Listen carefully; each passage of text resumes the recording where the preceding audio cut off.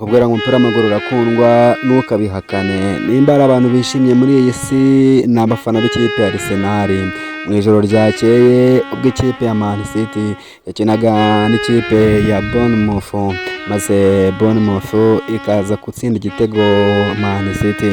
Nyuma yaho bigoranye ikipe ya Manchester City ikaza kwishyura igitego ku minota ya nyuma y'inyongera. Mu mujyi wa Londres ndetse n'ahandi hose mu isi byari ibicika ku bafana ba Arsenal. Duhereye ahangaha ureba ni mu mujyi wa Londres inyuma ya stade ya Emirates. Abafana ba Arsenal bari bari mu gace gaturiye hafi ya stade, ubwo bari bari ku masikrini manini bareba umupira, maze umusifuzi ubwo yasifuraga akemeza yuko umukino urangiye, bose nta kindi bakoze, umwana, umukecuru, umusaza, bose biraye mu mihanda ya Londres. Bamwe batwika ibishashi by'umuriro, abandi bazana amamodoka yabo. Benshi ntibabonaga uko bizihiza ibyishimo.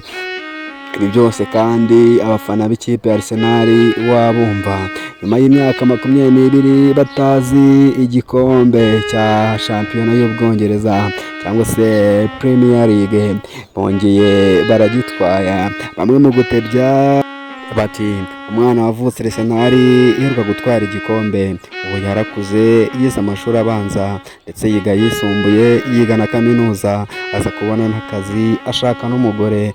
Nkaho ibyo bidahagije bafite n'umwana umwe. Abafana b'ikipe ya Arsenal mu mpande zose z'isi byari ibyishimo. Mu Rwanda ho ntago nabivuga. Ubu ngubu umunyamakuru ukunzwe cyane mu myidagaduro ndetse no muri football muri rusange yitwa Rugaju Rigani, nyuma y'uko yaratangaje yuko Arsenal itwara igikombe azazenguruka umujyi wa Kigali wose yambaye boxer cyangwa se kakenda k'imbere. Yaje kwisubiraho avuga yuko ari buze kujya mu kiganiro yambaye ikabutura.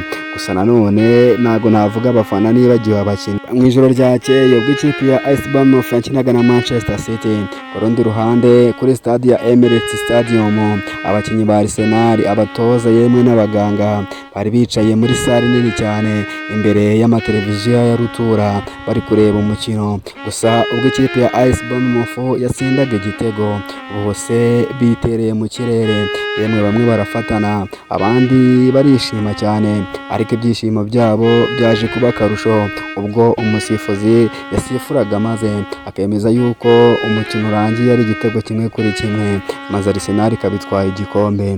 Abafana ba Arsenal mu mpande zose z'isi byari ibyishimo, ariko abakinnyi bo byari agahebuzo.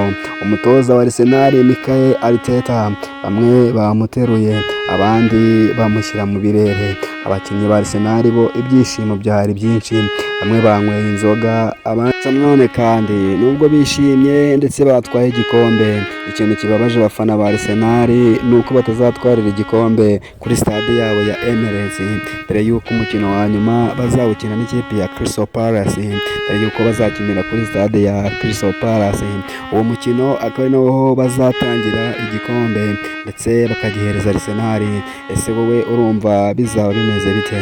Gusa nanone nubwo Arsenal izatwara igikombe ndetse ikagitwarira hanze, dore ko bazagitwarira kuri stade ya Crystal Palace, gusa abafana ba Arsenal bazamuze stade ndetse bamanitsemo amashusho manini cyane y'abakinnyi ba Arsenal ndetse n'umutoza wabo Mikel Arteta. Gusa ku rundi ruhande reka mwibutse ko kandi mu cyumweru kizakurikiraho ikipe ya Arsenal izakina finale nanone ya UEFA Champions League cyangwa se cya gikombe cy'abagabo. Amahirwe menshi Arsenal rero afite, dore yuko izabicakirana na Paris Saint-Germain, ikipe nayo ikomeye cyane yo mu Bufaransa.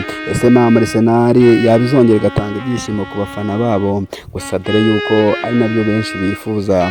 Gusa mwibutse yuko kandi Arsenal itwaye iki gikombe ari umuterankunga ndetse ifite n'umufatanye bw'u Rwanda mu kwamamaza Visit Rwanda.